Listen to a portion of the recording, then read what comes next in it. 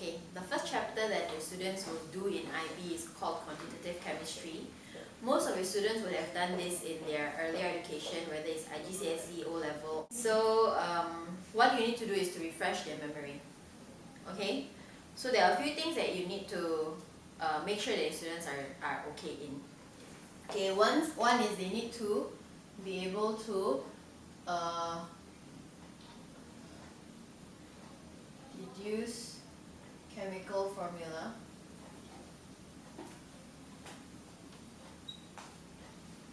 given the word formula. Okay, for example, they need to know that when we say nitric acid, we meant HNO3. Or when we say is iron 2 chloride, they know it's FeCl2. Okay, it's very important. The next thing that you need to be able to do is balancing equation.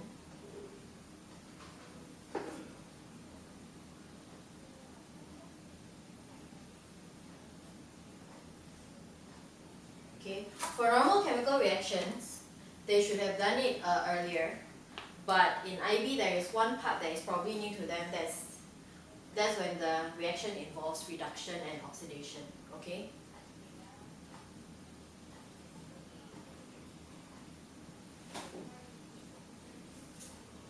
So probably this is one part that you have to go through with them more thoroughly. So these are the two important preliminary knowledge that your children or your students should know. Okay. Then after that, you need to run through the formulas with them. Okay. I usually teach my students saying that the whole thing in quantitative chemistry, everything revolves around number of moles. So I will take number of moles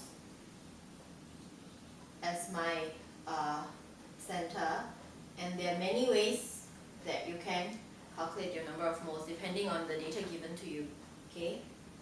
For example, if you're given the number of particles, okay, you can get number of moles from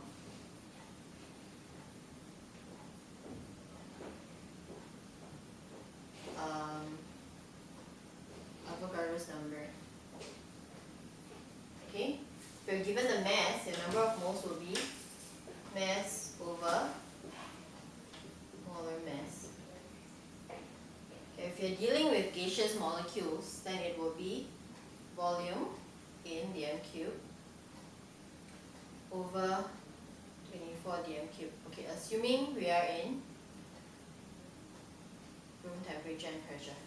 Okay, and one last one, if you're working with solutions, which the students will deal with a lot, especially when we reach the titration, will be concentration times volume. But take note that this volume is not the same as the gaseous volume. Of course, this is your solution, volume of solution. Okay? And after that, you can give a lot of sample questions. You can run through with them how you do the questions, and they should be able to learn from there. Some other minor formula that you need to teach your student will be those involving percentage yield and percentage purity. Okay, so sure you should know that percentage yield is actual yield over theoretical yield times 100%. Okay, and percentage purity will be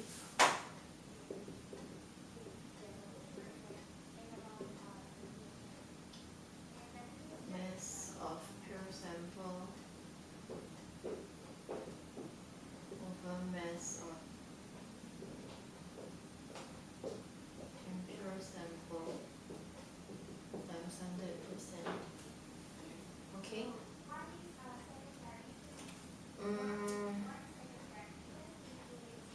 Next, we also learn about gas laws in quantitative chemistry. So the main equation that you're going to teach your students will be PV equals to nRT. Okay, it's very important to explain to them the units of each quantity in the equation. Okay? So the units, of course, temperature. Oh, this also.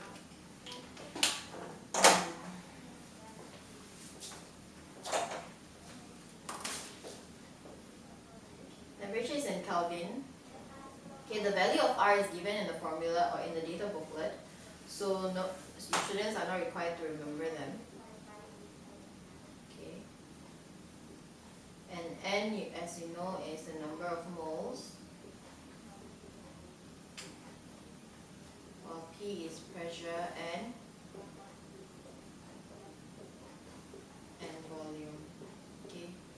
There are two combinations of units that you can use. If pressure is in kilopascal, okay, then your volume will be in dm cubed. Okay, if your pressure is in pascal, your volume is in meter cube. But if you're scared your students like get confused or anything, then you just make them memorize one set of units. But in MCQ they may just use anything. So, well, depending, you see the ability of the students. And okay, they can also try to make the students rearrange the equations. This equation particularly. For example, they can try to relate this to molar mass, because this number of moles, remember, there are many ways of finding them. One of them is mass over molar mass, right? So if you change it that way, okay, and if you remember, like if your students remember that your mass over volume is density, they can relate it to density. For example, you can take m over v to one side, and then you get p mr over rt. Okay, this is one of the possible ways they can ask them. But normally,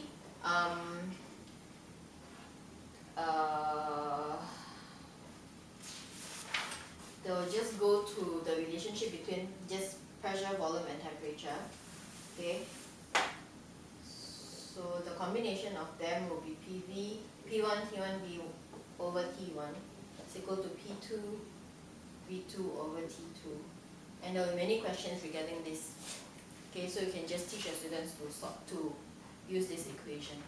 Okay, and the last bit, you should discuss with your students calculation involving titration.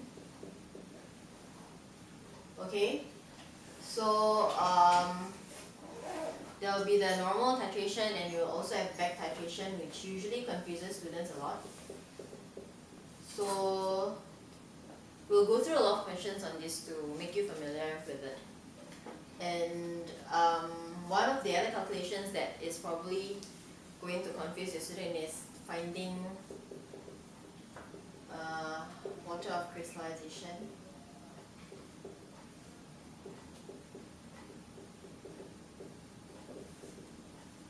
Yeah, so you can look through the notes and we'll go through the questions with you in another video.